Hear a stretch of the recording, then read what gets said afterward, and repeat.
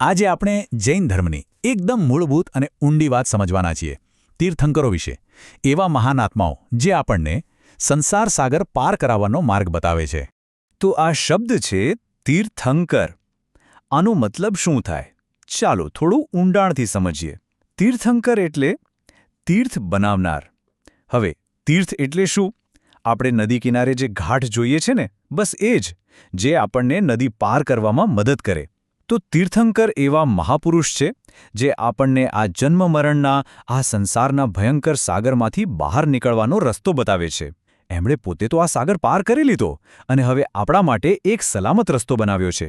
અને આ વિચાર કેટલો ભવ્ય છે એ સમજવા માટે આ આંકડો જુઓ 24. જૈન પરંપરા મુજબ આપણા આ યુગમાં બરાબર 24 તીર્થંકરો થાય છે. એક પણ ઓછો નહીં, એક પણ વધારે નહીં, બસ 24. આ સંખ્યા નક્કી જ છે. આ 24નો આંકડો એક બહુ મોટા ખ્યાલનો ભાગ છે. જુઓ, જૈન દર્શનમાં સમય સીધી લીટીમાં નથી ચાલતો. એને એક મોટા પૈડા જેવો ગણવામાં આવે છે જે સતત ફરતું રહે છે. આ પૈડાના બે ભાગ છે.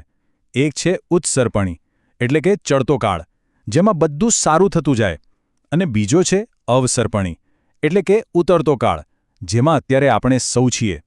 અને હા, દરેક તીર્થંકરના જીવનમાં 5 ખાસ અત્યંત પવિત્ર પ્રસંગો બને જ છે, જેને પંચકલ્યાણક કહેવાય છે.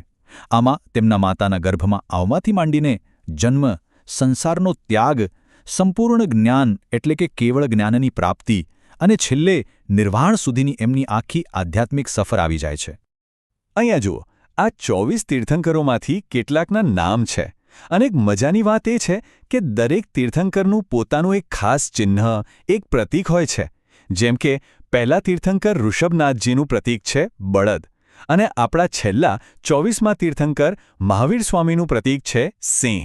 આ ચિહ્નો એમની ઓળખનો એક બહુ મહત્વનો ભાગ છે.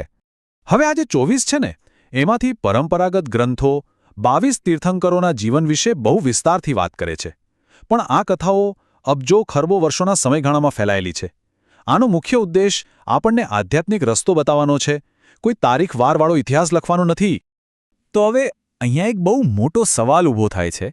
આ જે શ્રદ્ધા અને પરંપરાની વાત છે, એને આપણો જે પુરાવા આધારિત ઇતિહાસ છે એની સાથે ક્યાંય મેળ બેસે છે?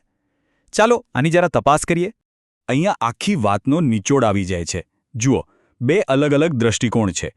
એક બાજુ છે આપણી પવિત્ર પરંપરા, જે કહે છે કે 24 તીર્થંકરો થયા, અને એ પણ લાખો કરોડો વર્ષોના સમયગાળામાં. અને બીજી બાજુ છે ઇતિહાસ, પુરાવા સાથેનો ઇતિહાસ, જે ફક્ત છેલ્લા 2 તીર્થંકરો વિશે જ ખાતરીપૂર્વક કહી શકે છે. જોયું ને, કેટલો મોટો તફાવત છે. મોટાભાગના ઇતિહાસકારો એ વાત પર સહમત છે કે 23મા તીર્થંકર પાર્શનાથ અને 24મા તીર્થંકર મહાવીર, આ બંને ખરેખર ઐતિહાસિક પુરુષો હતા.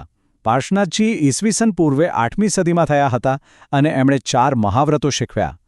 એના લગભગ 250 વર્ષ પછી મહાવીર સ્વામીએ એ જ ઉપદેશોને ફરીથી સ્થાપિત કર્યા અને એમાં 5મો મહાવ્રત બ્રહ્મચર્ય ઉમેરીને જૈન ધર્મને એક નવું વ્યવસ્થિત સ્વરૂપ આપ્યું. સારું, તો જો પાર્શ્વનાથ અને મહાવીર સ્વામી ઐતિહાસિક વ્યક્તિઓ હોય, તો પછી સૌથી પહેલા તીર્થંકર ઋષભનાથજીનું શું? અહીંયા આવીને ઇતિહાસ અને પરંપરા વચ્ચેની રેખા થોડી ધૂંધળી થઈ જાય છે.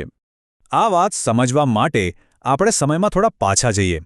જુઓ, મહાવીર સ્વામી અને પાર્શ્વનાથજીના સમયથી પણ હજારો વર્ષો પહેલાં આપણા ભારતમાં સિંધુ ખીણની એક મહાન સંસ્કૃતિ હતી. હવે કેટલાક વિદ્વાનો સિંધુ ખીણની સંસ્કૃતિમાંથી મળેલા પુરાવાઓ તરફ ઇશારો કરે છે. ત્યાંથી જે મહોરો મળી છે એના પર યોગ મુદ્રામાં ઊભેલી નગ્ન આકૃતિઓ અને બળદના ચિત્રો છે. યાદ છે ને? બળદ કોનું પ્રતીક છે? ઋષભનાથજીનું.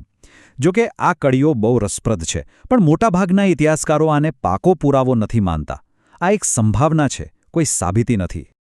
તો આખી ચર્ચાનો સાર એ છે કે તીર્થંકરોની ગાથાને સમજવા માટે આપણી પાસે 2 અલગ અલગ ચશ્મા છે. એક છે આધ્યાત્મિક અને પૌરાણિક દૃષ્ટિ, જે ખૂબ વિશાળ સમયની વાત કરે છે, અને બીજું છે પુરાવા આધારિત માનવ ઇતિહાસ, જે ચોક્કસ સમય અને સ્થળ પર આધાર રાખે છે. પણ અંતે જે લોકો આ માર્ગ પર ચાલે છે, એમના માટે તીર્થંકર કયા સમયમાં થયા એ ગૌણ છે. મુખ્ય વાત તો એ છે કે એમણે મુક્તિનો માર્ગ બતાવ્યો. એક બહુ સુંદર વાત છે કે તીર્થંકરો એ સંસારરૂપી નદીને પાર કરવા માટે બનાવેલા એક પુલ જેવા છે. અને આ બધી ચર્ચા પછી એક બહુ મોટો સવાલ ઊભો થાય છે નહીં કે જ્યારે આપણે ભૂતકાળને ખાસ કરીને આવા ધાર્મિક ઇતિહાસને સમજવાની કોશિશ કરીએ ત્યારે શ્રદ્ધા અને હકીકત આ બંને વચ્ચેની પાતળી ભેદરેખા ક્યાં દોરવી અને કેવી રીતે સમજવી? આનો કોઈ એક સીધો જવાબ નથી ખરો ને? આ તો એક એવો સવાલ છે જેના પર આપણે સૌએ મનન કરવું રહ્યું.